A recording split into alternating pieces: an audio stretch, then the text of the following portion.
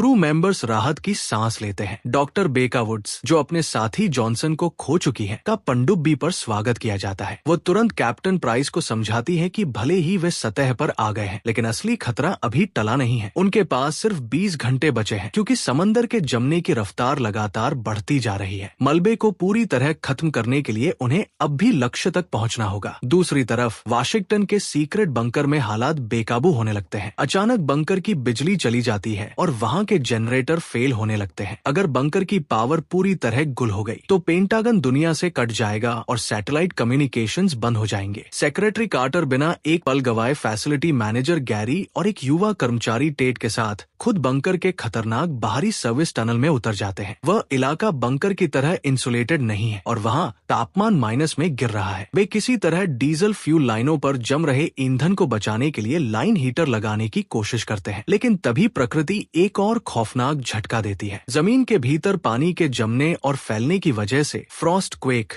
Quake यानी बर्फीला भूकंप आता है। उस भयानक झटके और कड़ाके की ठंड के बीच एक हादसा हो जाता है। टेट का सूट फट जाता है और उसकी त्वचा सीधे उस जानलेवा ठंड के संपर्क में आ जाती है। डॉक्टर विल्सन और कार्टर उसे बचाने की पूरी कोशिश करते हैं, लेकिन बर्फीला जहर उसके शरीर में तेजी से फैल चुका होता है। टेट की दर्दनाक मौत हो जाती है और खुद कार्टर का हाथ भी इस हादसे में जख्मी हो जाता है। बंकर के अंदर किसी तरह जनरेटर और पावर को वापस चालू कर लिया जाता है, जिससे बाहरी दुनिया से संपर्क फिर से बहाल हो जाता है। कार्टर तुरंत डलास पनडुब्बी को अपडेट भेजते हैं कि उनके पास अब गिने चुने घंटे ही बचे हैं। समंदर की गहराइयों में डलास फिर से मलबे की तरफ अपने सफर पर निकल पड़ती है, लेकिन रास्ता आसान नहीं है। पनडुब्बी के रास्ते में विशालकाय और अदृश्य हिमखंड आइसबर्ग्स आ जाते हैं। अंधेरे और सीमित विजिबिलिटी के बीच पनडुब्बी सीधे एक बड़े हिमखंड से टकरा जाती है। एक बार फिर अंदर चीख पुकार मच जाती है। पनडुब्बी का बाहरी हिस्सा बुरी तरह क्षीण हो जाता है। सोनार और नेविगेशन सिस्टम एक बार फिर जवाब दे जाते हैं और पनडुब्बी पानी के बीचों बीच पूरी तरह फंस कर स्टॉक हो जाती है। क्या इस बार डलास इस जानलेवा जाल से निकल पाएगी? क्या वे वक्त रहते उस मलबे तक पहुंचकर दुनिया को हमेशा के लिए जमने से बचा पाएंगे? डलास पनडुब्बी अब समंदर की गहराइयों में एक अंधेरे बर्फीले कब्रिस्तान में बदल चुकी है। विशालकाय हिमखंडों से टकराने के बाद पनडुब्बी का प्रोपल्शन, सोनार और नेविगेशन सिस्टम पूरी तरह फेल हो चुका है। लेकिन सबसे बड़ा खतरा यह है कि उनका बाहरी दुनिया से संपर्क टूट चुका है। कम्युनिकेशंस को वापस चालू करने के लिए चीफ इंजीनियर ओनील की सख्त जरूरत है, जो सिर में गहरी चोट के कारण मेडिकल रूम में बेहोश पड़ा है। डॉक्टर उसे हिलने तक की इजाजत नहीं देते, लेकिन कैप्टन प्राइस और डॉक्टर बेका वुड्स जानते हैं कि दुनिया खत्म होने में चंद घंटे बचे हैं। वे एक बड़ा